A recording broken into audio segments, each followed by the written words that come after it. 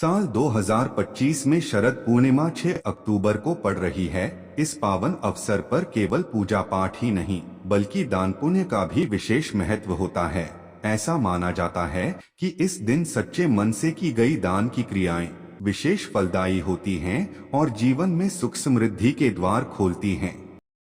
शरद पूर्णिमा पर दीपदान करना अत्यंत शुभ फलदायी माना गया है। आप मंदिर, घर के आंगन, तुलसी के पौधे के पास या किसी पवित्र नदी सरोवर में दीपक जलाकर दान स्वरूप अर्पित कर सकते हैं। यह न केवल लक्ष्मी कृपा दिलाता है बल्कि पूर्वजों की आत्मा को भी शांति देता है। माना जाता है कि इससे जीवन में उजाला, सकारात्मक ऊर्जा और सौभाग्य का प्रवेश होता है। इस दिन चावल, गेहूं या अन्य अन्न का दान करना बहुत पुण्यदायक होता है। चावल का संबंध चंद्रमा से और गेहूं का संबंध सूर्य से है। चावल दान करने से मानसिक शांति और चंद्र कृपा मिलती है, जबकि गेहूं दान करने से आत्मबल, सेहत और मान सम्मान में वृद्धि होती है। अन्न का दान व्यक्ति के जीवन से भूख और अभाव को दूर करता है। शरद पूर्णिमा के दिन सफेद वस्त्रों का दान करना विशेष फलदायी माना गया है।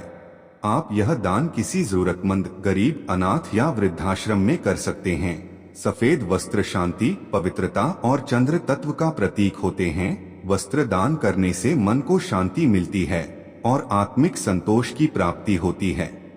इस दिन खीर बनाकर चंद्रमा की रोशनी में रखने की परंपरा है। माना जाता है कि चंद्र किरणें खीर में औषधीय गुण भर देती हैं। यदि इस दिन आप खीर को दान स्वरूप जरूरतमंदों को बांटते हैं तो माँ लक्ष्मी विशेष कृपा करती हैं। खीर का दान धन, आरोग्य और घर में समृद्धि का प्रतीक होता है।